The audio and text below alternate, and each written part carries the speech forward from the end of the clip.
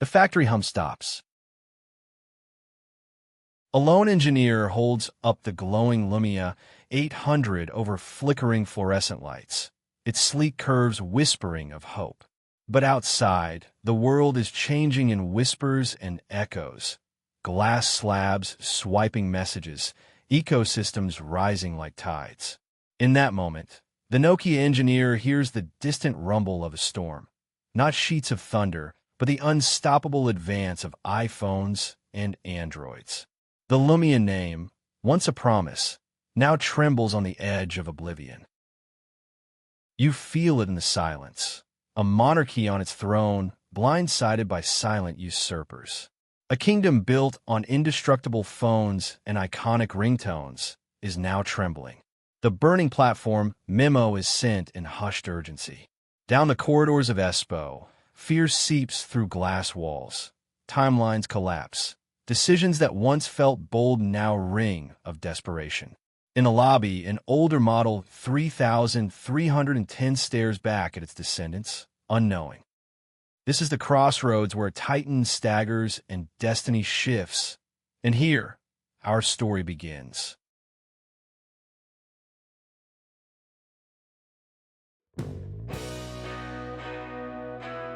From the sparks of invention to the battles that shaped the digital age, Tech Tales dives deep into the stories behind the world's most influential technology. These are the breakthroughs, the rivalries, the triumphs, and the spectacular failures that changed history. Told in rich detail, each episode takes you inside the moments where innovation met destiny.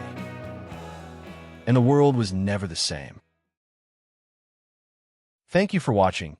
If you use this story to fall asleep, remember to like and subscribe before you drift off. Also, what is your favorite Nokia phone? And how many have you owned? My favorite is the N95. And after a trip deep into my memory, I think I have owned at least 5. 3210, N80, N95, 6110, and 5800. I might have forgotten some though. In the pre-dawn glow of the digital era, a quiet transformation brewed across the Finnish landscape. It was the early 1990s, and Nokia, once a forest products company steeped in paper mills, rubber boots, and cable manufacturing, was reinventing itself in real time. Beyond the midnight sun of Espoo, the world was awakening to new networks. 1G analog whispers and the tentative birth of 2G digital calls. The air was humming with possibility. Computing motifs had shifted. Heavy, clunky PCs anchored desks. Chunky cellular phones, often called bricks, were status symbols rather than everyday companions. In boardrooms across Europe, executives dared to imagine a future where voice wouldn't be tethered to landlines. Nokia's phone unit, born in the dawn of mobile experimentation, saw the burgeoning GSM standard as their big break. Europe's telecom regulators, driven by visions of pan-continental interoperability, had begun pushing for GSM infrastructure. And Nokia, nimble and visionary, positioned itself as the vanguard. By 1994, Nokia's fortunes had shifted. Amid a global recession, the company, now unified under CEO Jorma Ollila, bet heavily on telecommunications. Rather than retreat, it plowed forward. The Finnish economy, battered and precarious, found new pride in this mobile endeavor. The cool, muted designs of Nokia phones began appearing across Helsinki cafes, urban trams, and rural farmsteads alike. No longer just a tool, the phone was becoming personal. And in Nokia's hands, it was about reliability, craftsmanship, and Finnish minimalism. As Nokia's engineering teams shrank components, improved battery life, and sharpened signal clarity, its reputation blossomed. The iconic Nokia 1011, so named for its November 1992 launch date, was the world's first mass-produced GSM handset, short, stubby, with antenna protruding like a warded beacon. But it worked always. And that reliability earned trust. Soon, the Nokia 2110 entered the fray. Sleek, business-like, with recognizable ringtones, the start of what would become cultural signifiers, It landed in the hands of globe-trotting executives who forwarded calls and ideas from Tokyo to Toronto. In living rooms and boardrooms alike, Nokia was fast becoming synonymous with cellular excellence. Yet, the landscape was shifting yet again. American tech companies murmured about walled garden ecosystems and application platforms. Microsoft was positioning Windows CE in the industrial space. Apple was still on the margins, but a silent promise lingered. Meanwhile, Nokia flew under the radar, ardently focused on network infrastructure and durable handsets, but without much urgency towards software ecosystems. It was a world still defined by voice, not apps. Text messages were novelties, not necessities. Mobile internet was a pixelated vision. WAP pages danced on tiny screens, slow and monochrome. But behind the scenes, change pressed in. Telecom providers, eager for loyalty and monetization, plotted walled gardens, carrier-curated content, and branded exclusives. And users, hungry for more than calls, would soon learn to expect far, far more. In Espoo, the culture was pragmatic. Engineers bundled in torpedo-like conversation pods, leaning over circuit boards. The corridors smelled of solder and Scandinavian pine. Meetings were functional, consensus-driven, meticulously documented, almost painfully so, and yet, this very culture forged quality. Simpler user interfaces, ergonomic designs, and unbreakable Casio-inspired exteriors became hallmark traits, drawing admiration in markets from India to Spain. But in those halls, even as Nokia's North Star seemed steady, the tectonic plates of the industry were beginning to shift. Smartphones weren't yet mainstream. Mobile computing was a far horizon. Yet somewhere beneath the veneer of tranquility, fingerprints of change were being left, hidden indents on the buttons of Nokia's future. Soon, fate would catch up. In the hushed hum of Espoo's labs, as insulated fluorescent lights traced icy patterns across workbenches, a new resonance began to vibrate through Nokia's veins. It was 1996. The age of bricks and monochrome screens was giving way to the promise of something more, a device that could think, not just call. The spark ignited with the Nokia 9000 communicator. Unveiled at CeBIT that spring, this clamshell marvel, its hinge a gateway between eras, was no ordinary phone. Slide it open, and you saw a full QWERTY keyboard nestled beneath a monochrome LCD, capable of rendering emails, faxes, and rudimentary web pages. Powered by an AMD Elon i386 CPU and running GEOs, it could send and receive messages over GSM's 6 kbps data channels, print via infrared, and even browse the web. It wasn't just mobile, it was office-like in your palm. It may look crude today, but the communicator was a seismic leap. In boardrooms, it blurred the line between mobile and productive. In coffee shops, executives typed memos and emailed clients as though they'd lugged a desktop into their suit jacket. Nokia had unlocked a new frontier, the smartphone. Yet long before the communicator's clamshell hinge even clicked open, Nokia's innovation had deeper roots. In 1991, Finnish Prime Minister Harry Hokari made the world's first GSM call from Helsinki, using a Nokia device on Radio Linja's network, signaling a new era where voice would go digital, wireless, and mobile. A year later, Nokia's 1011 landed, a stubby, utilitarian handset providing the first mass-produced GSM experience, launching on November 10, 1992. The flame of invention burned brighter in 1994 when Nokia released the 2110. Frank Nuovo's design chipped away at corporate coldness. Curved edges, soft programmable keys, and that unforgettable Grand Valse ringtone that echoed across Europe. With intuitive texting, data transfer to PCs, and cultural resonance, it sold an astounding 20 million units, shaping what mobile phones were meant to feel like. As the 1990s marched on, Nokia stitched layers of aspiration into its lineage. The 9000 communicator wasn't an outlier. It was a statement that Nokia had both vision and velocity. The company launched device after device. The 6210, Nokia's first GCF-certified GSM product. The 8310, blending GPRS and FM radio. The 7650, the first imaging and MMS-enabled phone. And 7110, with WAP capability and predictive text, breadcrumbs toward the future.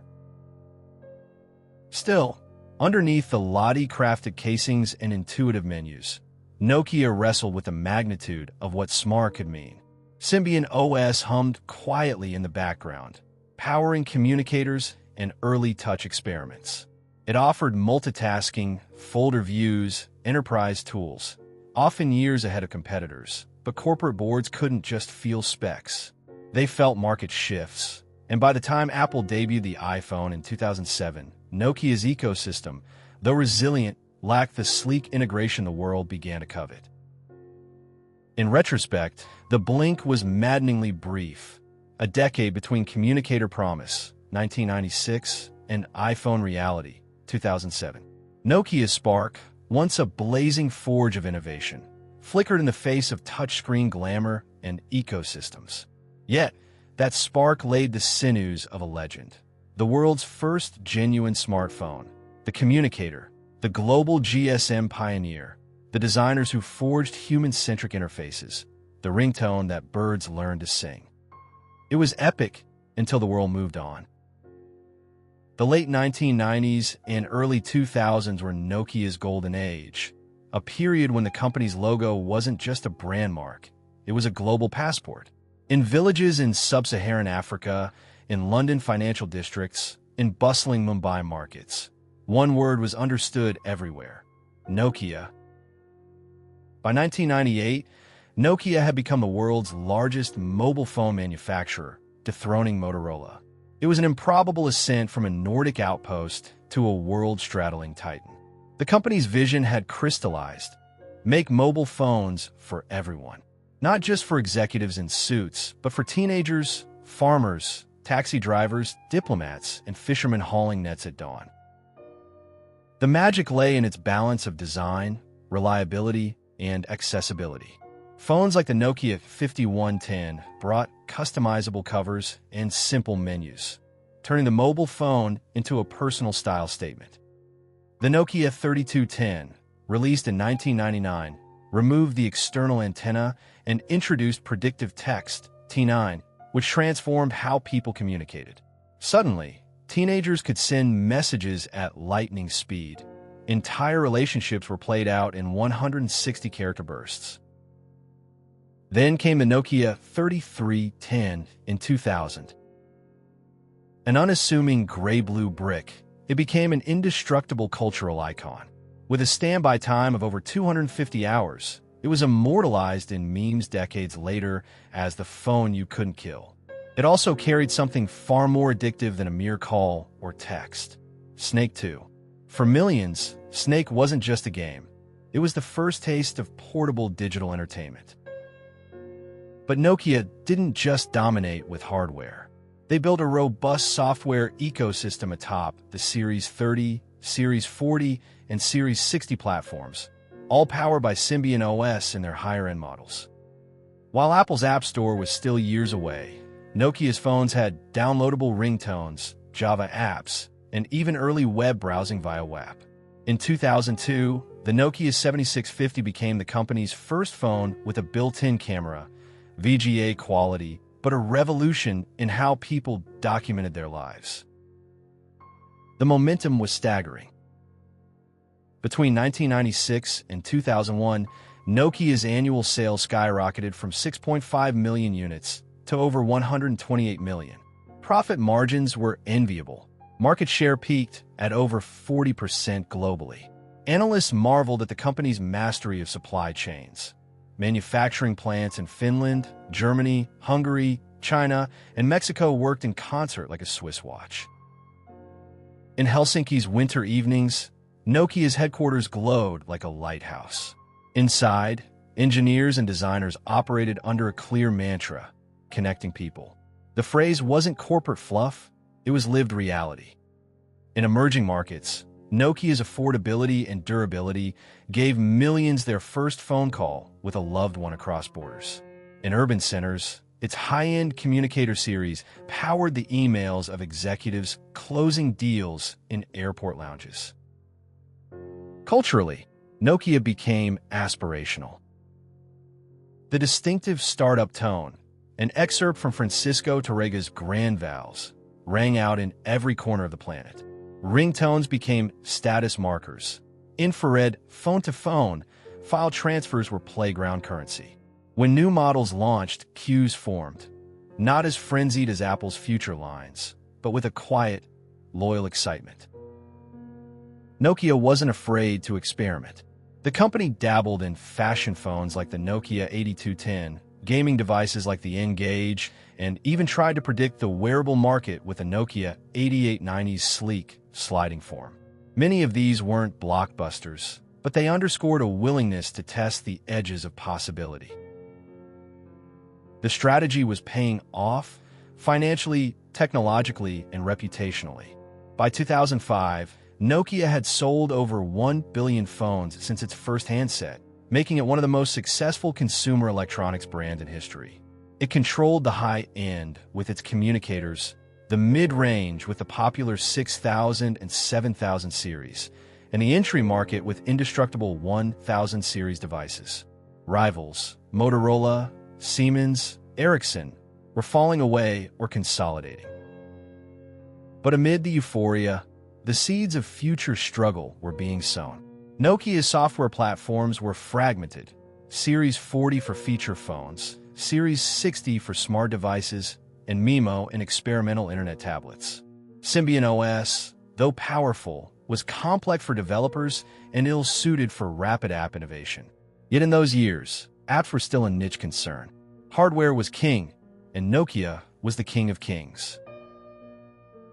In 2007, the year Apple unveiled the first iPhone, Nokia sold more than 435 million devices, dwarfing the new entrant's modest initial numbers.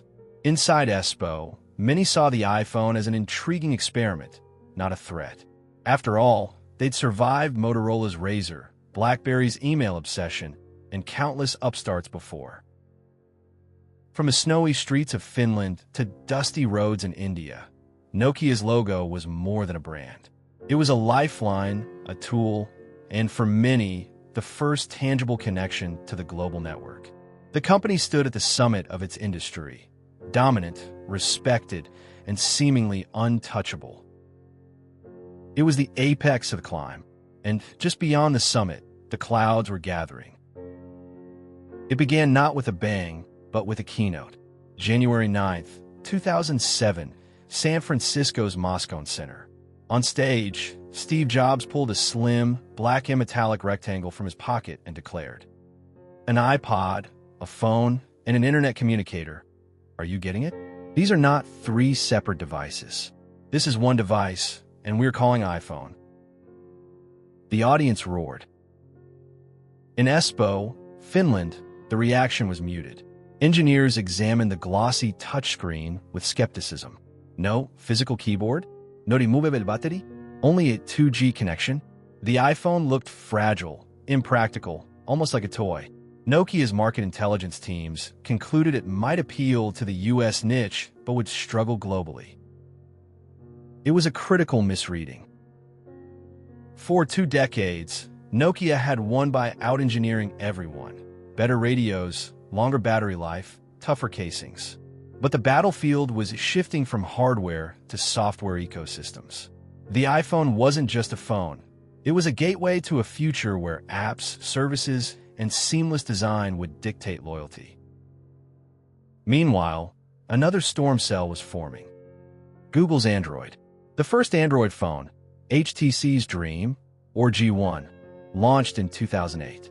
It wasn't perfect, but Google's promise of an open, free, endlessly customizable platform wooed manufacturers like Samsung, HTC, LG, and eventually even Motorola.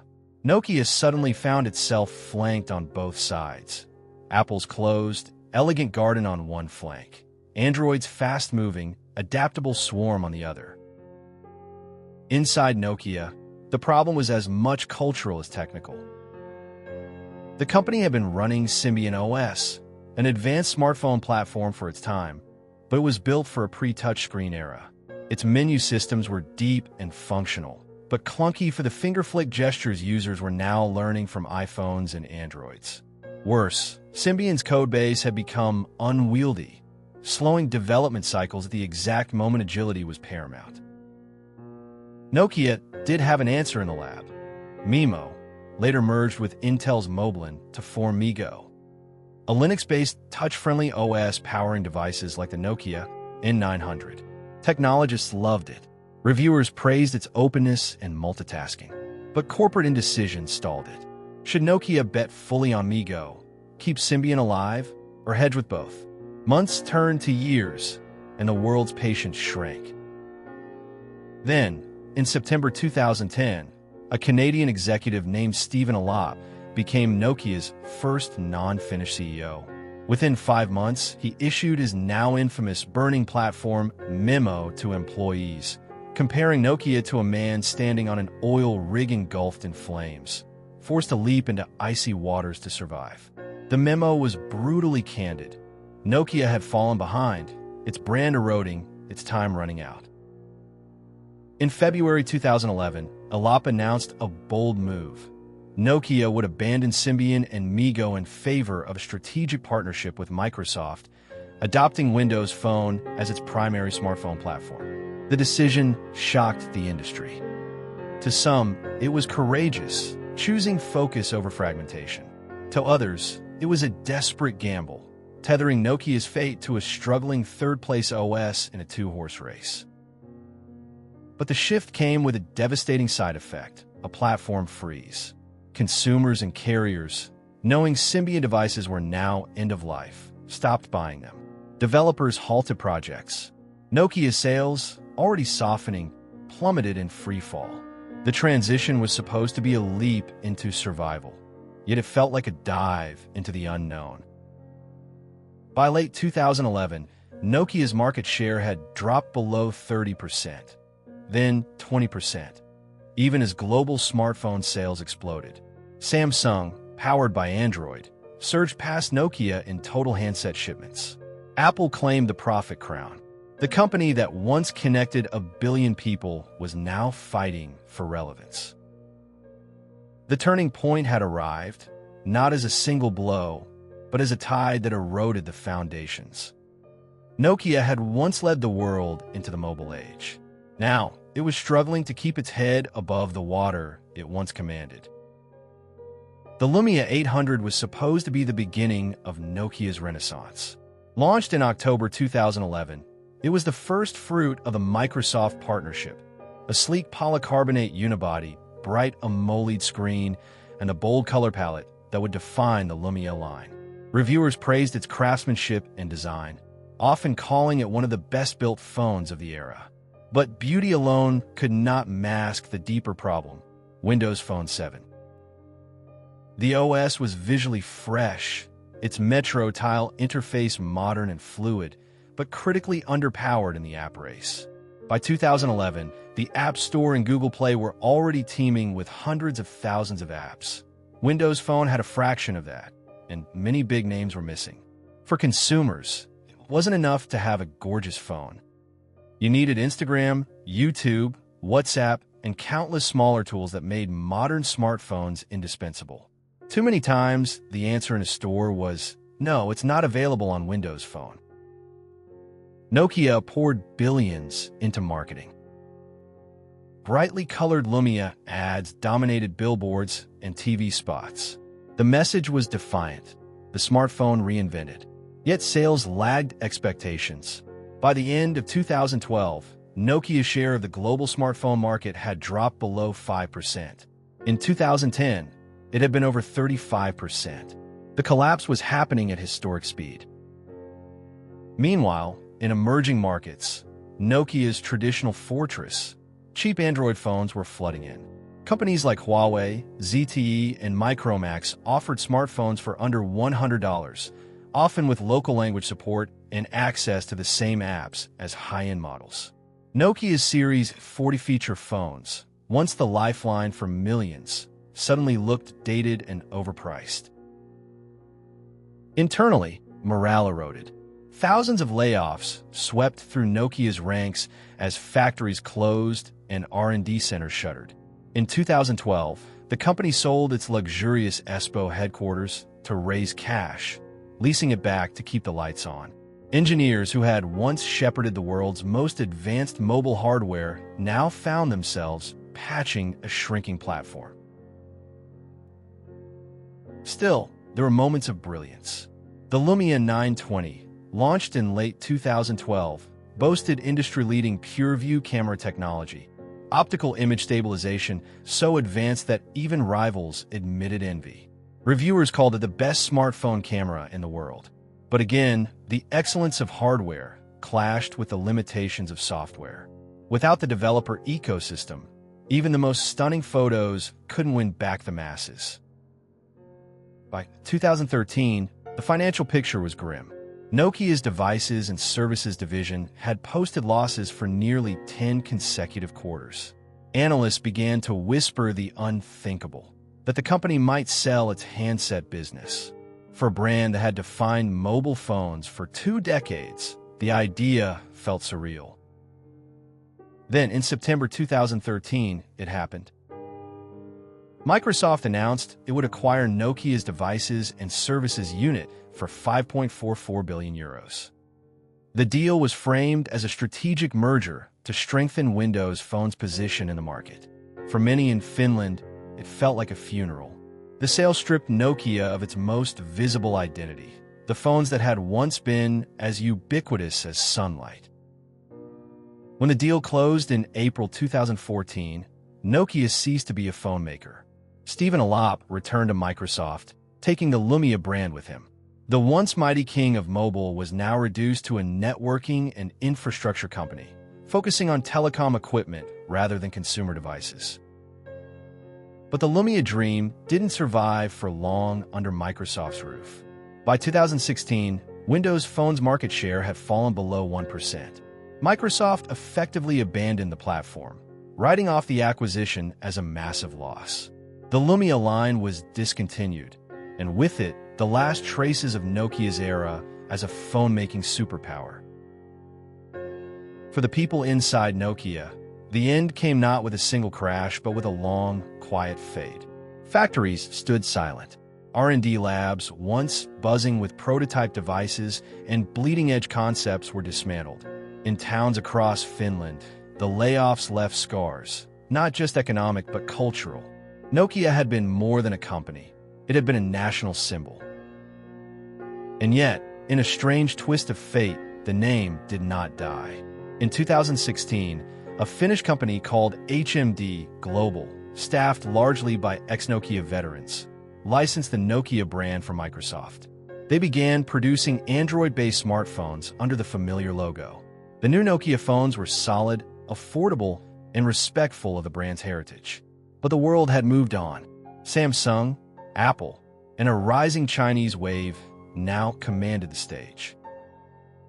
The fall of Nokia was not a single misstep. It was a cascade, a failure to recognize the shift from hardware to ecosystems, a slow, divided response to touchscreens, a bet on the wrong platform at the wrong time, and perhaps most tragically, an erosion of the very confidence that had built the brand in the first place. Once, Nokia's slogan had been connecting people. In the end, the people stayed connected, but through devices and platforms that bore other names. Nokia's fall from mobile supremacy was swift and brutal, but its fingerprints remain embedded in the DNA of the modern tech world. The company's 2 decades at the top reshaped how billions communicate, laying down both the physical infrastructure and the cultural habits that would define the smartphone era. In pure numbers, Nokia's achievements remain staggering. By the mid-2000s, it had sold over 1 billion mobile phones, a feat no other manufacturer had matched at the time. The sheer scale of its reach meant that for hundreds of millions, their first phone call, first text message, and first photo ever taken on a digital device happened on a Nokia. The brand became a global constant, equally at home in a Manhattan high-rise as it was in a Kenyan village. Its hardware engineering set standards that still echo today. Long battery life, intuitive interfaces, and unmatched durability became consumer expectations because Nokia made them baseline features. In emerging markets, the torch function on budget Nokias doubled as a household light.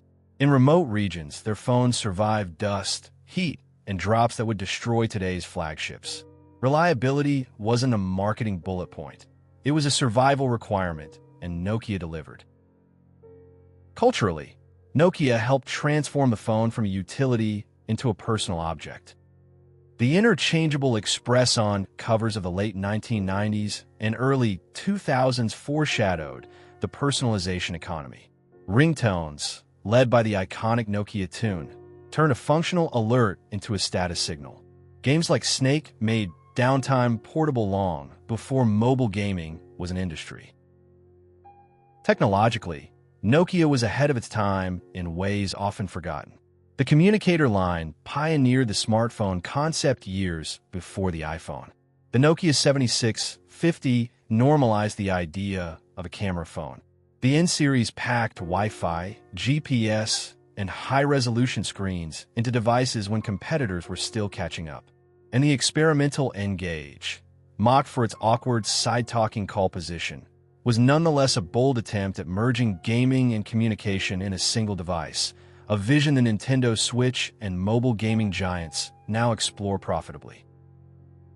Yet perhaps Nokia's most enduring legacy lies in the cautionary tale it offers. The company proved that even the most dominant players can fall if they fail to adapt to paradigm shifts. The move from hardware-first thinking to software ecosystems wasn't just a technical change, it was a cultural one. Companies like Apple, Google, and later Samsung understood that developers, app stores, and integrated services would dictate loyalty. Nokia saw it too late. Still, the brand survives. HMD Global's revival of Nokia-branded phones on Android has found a modest but loyal audience, especially among users who prize durability and clean software over bleeding-edge specs. In the networking sector, the new Nokia, focused on 5G infrastructure and telecom equipment, remains a formidable force, competing with Ericsson and Huawei in building the backbone of the modern internet. In Finland, the Nokia story is woven into the national fabric. Streets and sports arenas still bear its name. Former Nokia engineers populate the country's startup ecosystem, founding companies in mobile gaming, including Rovio of Angry Birds fame and wireless technology. The skills, processes, and global vision cultivated at Nokia didn't vanish. They dispersed, seeding innovation far beyond Espoo. And in a strange way, Nokia's very absence from the top of the smartphone market serves as a reminder to today's tech titans. No lead is unassailable. No brand is immortal. Disruption can come quietly, disguised as a toy, until it rewrites the rules. For those who lived through its rise, the name still carries a weight of trust. For those who only know it from history, it stands as both inspiration and warning that in technology, the future belongs to those who can let go of the past while they're still on top. In the end, Nokia's fall was not the story of a single mistake, but of 1,000 small hesitations. The company that once defined the mobile phone became a ghost in the very marketplace it had built. Yet even now, if you close your eyes and listen, you can almost hear it. That bright, four-note Nokia tune, echoing faintly from another age. Somewhere, in a drawer or at the back of a kitchen cabinet, an old Nokia 3310 still waits. Its plastic is scuffed, its keys worn smooth by thousands of messages. And if you press the power button, there's a good chance it will still spring to life. Screen glowing, ready to connect you. That was Nokia's promise, that a phone could be more than a product. It could be a companion, a constant, a link. History remembers the victors, but it also remembers the giants who fell. Nokia's empire may have crumbled, but the roads it paved are the highways we still travel. Every swipe, every call, Every notification carries a trace of that legacy.